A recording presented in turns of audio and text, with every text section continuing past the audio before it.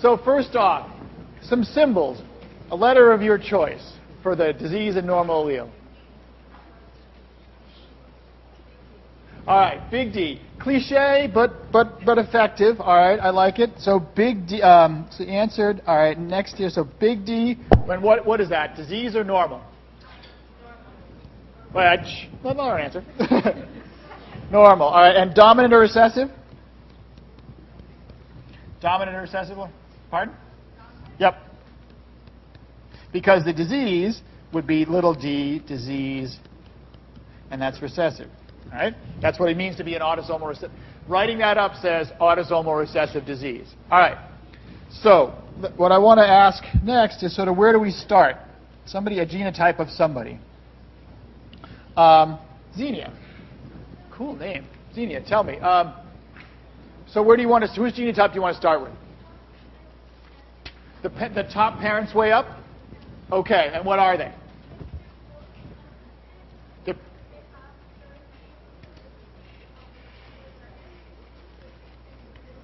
Awesome. All right. That's exactly right, Xenia. So let me, thank you. Oh, shoot. Somebody lost this. Here it is. So what Xenia said was that both of these parents have to be big D, little d. And we know they're big. Why do we know they have a big D? They're unaffected. Why do we know they have a little d? They have a kid who's affected. All right, cool. So let's go down. What about their daughter? What do we know about her? Shout it out. Yeah, in the green. D blank, big D blank, right? Because she's got to be big D, at least, but we don't know what her other one is. All right. What about him? Little d, right? Because that's the only way to be disease. All right. What about her? Big D. I got a big D. I got a big D blank.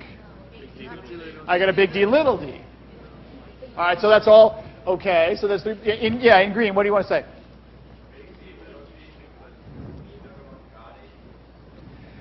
So what you're saying is because there's some little d's down here, that person could have brought them in. All right. So there's a question of what do we assume. So let me say it. We're going to assume that little d's are rare. So you don't put little d's in unless you gotta. In that case, well, that means I wouldn't make him big D, little d, because I don't have to make him big D, little d. She is most likely what? Big D, because little d's are rare. Strictly speaking, we don't know. So the best answer is this, although if I was a betting man, I would say she was a big D, okay? She doesn't have to be big, little, because, as you'll see in a second, you can account for everything, even if she's big. So then, what about, I don't know what to call her. I guess she's an aunt. Over here. What's she? Big D what? Wait, how do you know she's got a little d? Big D something. You don't know. Because why? Because her dad, right? She's got to get a D from dad, and the only D's dad's got are little, right? So you know she's big, little, right? Okay, so that's important. So she's big, little. Her sister is also big, little. And what about this dad over here? He has to be big, little. He's got to be big D what? Little D.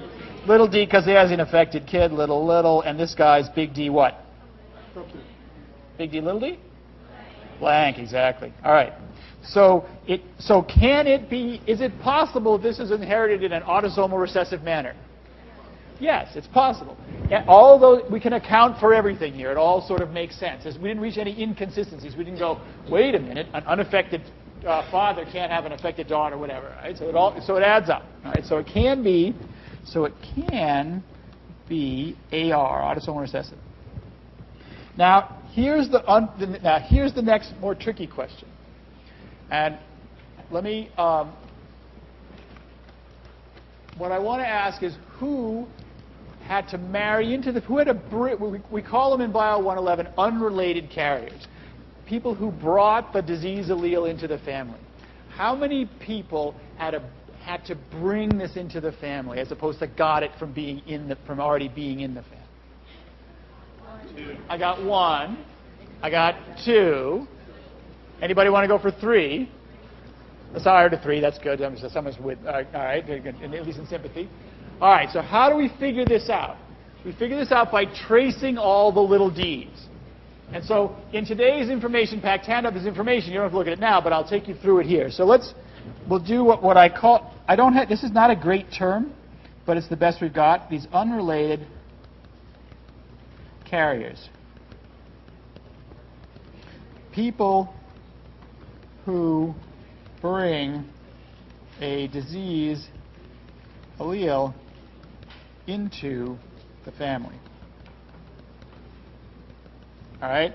So, let's start with Junior at the bottom. Where did he get his little d? This guy at the bottom, where did he get his little d's from? His parents. So he got a little d from Dad and a little d from Mom. I'm going to put a green dot there. Do we know where his dad got his little d from? No. Do we know where his mom got his little d from? Yes, so we can cross that one out. It came from her father. Do we know where that dad up there got his little d's? From his parents. So we can cross him out, and a dot here and a dot here. Do we know where Grandpa, is it Grandpa? Well, the guy at the top, do we know where he got his little d from? No. How about his wife? No. So, how many people had to bring in little d's? 3. All right?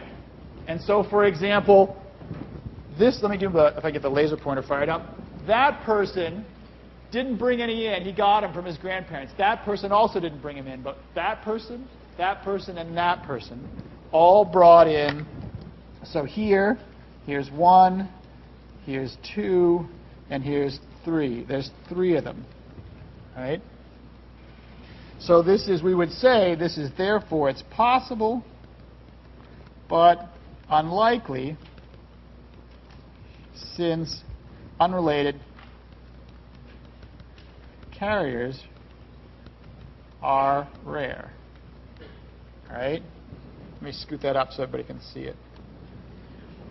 Questions about that? We're going to do another example, but I want to make sure everybody's with me before we go further. Yes?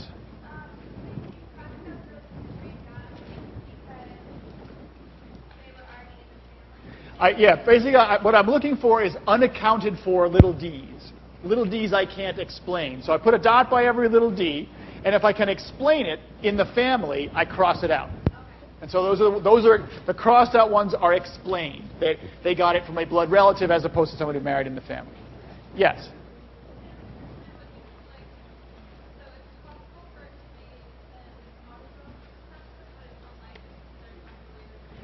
So why am I saying it's possible but unlikely? Because the thing is, to make this work, we had to find 3 people off the street that happen to have a disease allele. If those people are 1 in 1,000, then it's a 1 in a billion chance this would happen. So it's pretty unlikely. All right. So if you wait just a second when I do the next example, you'll see why that makes sense. All right. Yes? Would a sex linkage model work for this? That is the most excellent segue. That's what we're going to do next. All right. So what I'd like you all to do is draw that again. And I'm going to draw it again, too. And we're going to try to work it, and we'll do the same drill. Sex-linked recessive. Symbols, genotypes, does it work, and unrelated carriers. So, yeah. We're going to do that now. We're going to try sex-linked recessive now.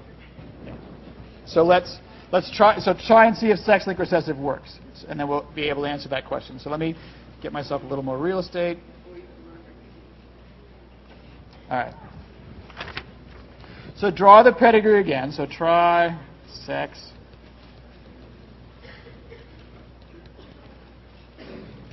All right. And I strongly advise actually drawing it out because and even if you have the lecture notes, I strongly advise drawing it out because this is really good practice for the exam. You want to be able to do this kind of thing basically in your sleep. Except, of course, not in lecture, because you wouldn't be sleeping in lecture. All right. That's everybody. All right. So allele. So work it out for this one, and then I'm going to talk to your neighbor, and then we'll call names.